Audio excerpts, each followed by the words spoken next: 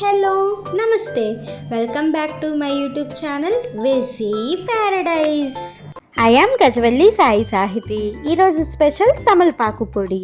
దీనినే తమలపాకు కారం పొడి, తమలపాకు కారం అని రకరకాలుగా పిలుచుకుంటూ ఉంటారు. జలుబు, దగ్గు వగైరా సమస్యలతో మీకు ఎప్పుడైనా హెల్త్ డిస్టర్బ్ అయినప్పుడు ఏమి తినాలనిపించని సందర్భంలో ఈ తమలపాకు పొడిని వేడి వేడి అన్నంలో కొంచెం వేసుకొని కాసింత నెయ్యి వేసుకొని తిన్నారు అంటే ఆహా ఏమి రుచి అనాల్సిందే. మరి నోరూరించే ఈ తమలపాకు కారం పొడి రెసిపీ చూసేద్దామా? Let's begin the recipe process. First 20 తమలపాకులు తీసుకొని శుభ్రంగా నీళ్ళల్లో వాష్ చేసుకొని ఏదైనా పేపర్ మీద కానీ బట్ట మీద కానీ ఆరబెట్టుకోవాలి. ఈ విధంగా తడి మొత్తం ఆరిపోయి పొడి పొడిగా తయారయ్యేంత వరకు వెయిట్ చేయాలి. ఇప్పుడు స్టవ్ మీద ఒక కడాయి పెట్టుకొని అందులో 2 టేబుల్ స్పూన్ల నూనె యాడ్ చేసుకొని బాగా హీట్ అయిన తర్వాత పక్కన పెట్టుకున్న తమలపాకుల్లో నుంచి కాడల్ని సపరేట్ చేసి కోర్స్గా కట్ చేసుకొని ఈ బాండీలో యాడ్ చేసుకోవాలి.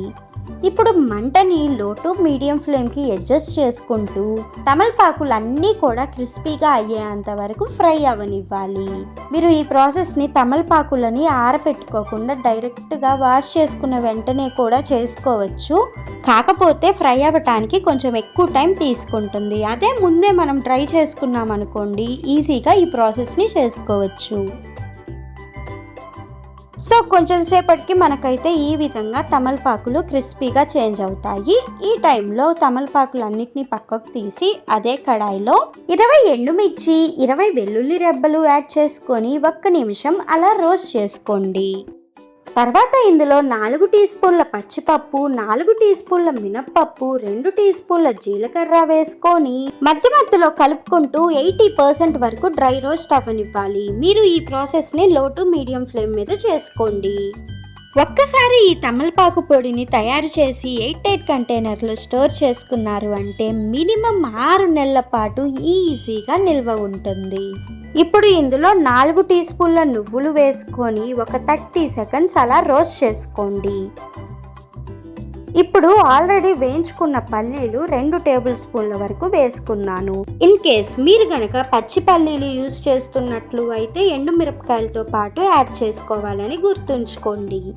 10 to 20 సెకండ్స్ అలా రోస్ట్ చేసుకున్న తర్వాత ఇందులో చిటికెడు మెంతులు వేసుకొని ఒక్కసారి కలుపుకున్న తర్వాత పెద్ద నిమ్మకాయ సైజ్ అంత చింతపండు, మీ టేస్ట్కి తగినంత కల్లుప్పు వేసుకొని నువ్వులు కలర్ చేంజ్ అయ్యి చిటపటలాడేంత వరకు వెయిట్ చేయాలి. ఇన్ కేస్ మీకు కనుక ఈ పొడి ఎక్కువ స్పైసీగా లేకుండా ఉండాలంటే ఎండుమిరపకాయల క్వాంటిటీని కొంచెం తగ్గించుకోండి, లేదా చింతపండు క్వాంటిటీని కొంచెం పెంచుకోండి. వన్స్ అన్ని రోస్ట్ అయిపోయిన తర్వాత స్టవ్ ఆఫ్ చేసుకొని పూర్తిగా చల్లారనివ్వాలి. తర్వాత ఒక మిక్సర్ జార్లోకి వీటితో పాటు పక్కన పెట్టుకున్న తమలపాకులు కూడా వేసుకొని కోర్స్గా గ్రైండ్ చేసుకున్నాము అంటే మనకి కావాల్సిన తమలపాకుల కారం పొడి రెడీ అయిపోయినట్లే.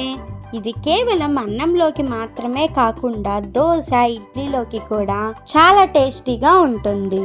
ఇప్పుడున్న క్లైమేట్ కండిషన్స్లో ఈ రెసిపీ చేసుకోవటం చాలా ఇంపార్టెంట్ అని నా ఒపీనియన్. ఇంతకీ తమలపాకుల కారం పొడి రెసిపీ నచ్చిందా? అయితే ఇంకెందుకు లేట్, వెంటనే ట్రై చేసి చూడండి. Stay tuned for more interesting recipes. Please do watch, like, share, comment and subscribe to my YouTube channel. Thank you for watching. Bye bye.